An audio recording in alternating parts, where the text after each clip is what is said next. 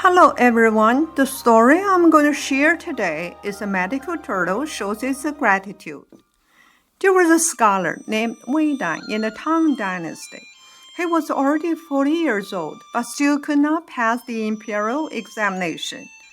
One day, when he was riding a lame donkey across the bridge in Luoyang, he saw a fisherman caught a huge turtle several feet long.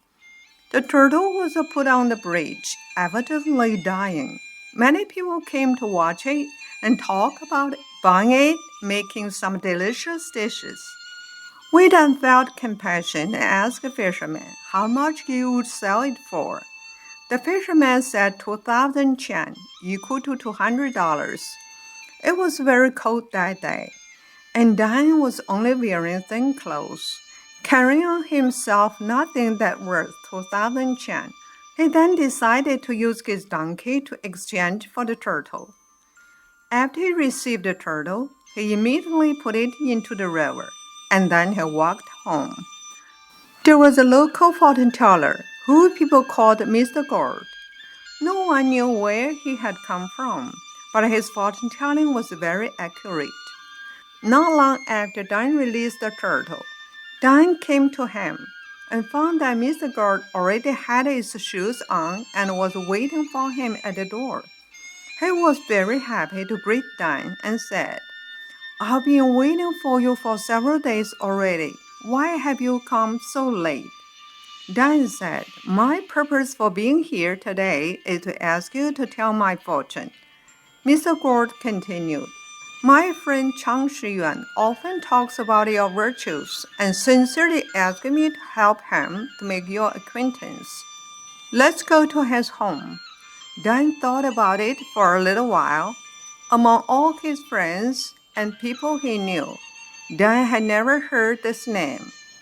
Thus he said, "You must be wrong. Please just help me by telling my fortune." Mr. Gold said, "Yes, I am a fortune teller, but Yuan is my master, and he can tell you all about your life fortune as soon as we go there." Dan and Mr. Gold arrived at a huge gate.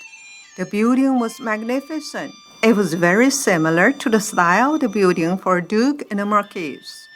Several beautiful handmaidens came to take them to the living room, which was decorated with fresh flowers and luxury furniture. A fragrance filled the room. After a little while, an old man with silver white eyebrows and silver white beard came to the living room. He was 7 feet tall and wore an overcoat made of coarse cloth, and there were some special strings attached to the coat. Following him were two beautiful ladies who introduced themselves. The old man gave Dan a big bow immediately. Dan felt nervous and said, "I'm only a poor scholar. I do not understand why you show me such great respect." The old man said, "I was dying, but you saved my life. Such a huge favor. Should I not reward you?" Of course, people showing kindness never worry about paying it back, but people who have been showing such huge favor should pay it back even with their lives.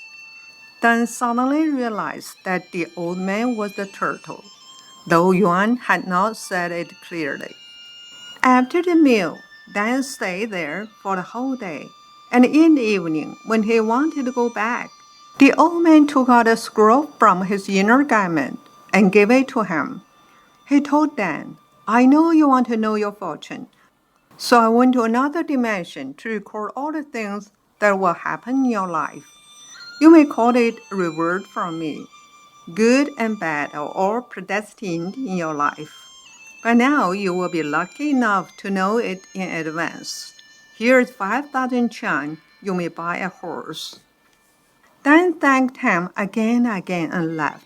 The next day, he opened the scroll, in which it said, "In May next year, Dan will pass the Imperial Examination. Sometime later, he will become the head of Qian County. Another year later, he will become an official in the Imperial Court. He will be an official 17 times, holding 17 different important positions." The months and the days were listed in detail. In the last, the highest position, he was promoted to Deputy Prime Minister. Dan took it as a treasure, and whenever he went, he would carry it with him. In the years that followed, all that was recorded on the scroll happened, and even the time was exactly the same. Throughout human history, there have been countless examples of people who have changed their destinies through virtues and good deeds. Some people may ask, isn't a person's destiny already determined? How can it be changed?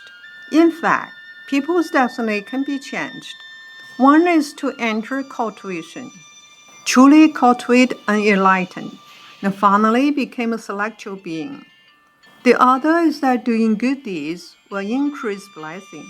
Stay away from disasters and diseases, meet noble people everywhere, and turn misfortune into good fortune. Similarly, if one does bad things, his lifespan will be shortened. He will be plagued by diseases, and he will encounter bad people everywhere. Therefore, people's good deeds and bad behavior will change their destiny. Thus, we should do more good deeds to others and always think about others first. By doing it this way, a beautiful, bright future is lying just ahead of you.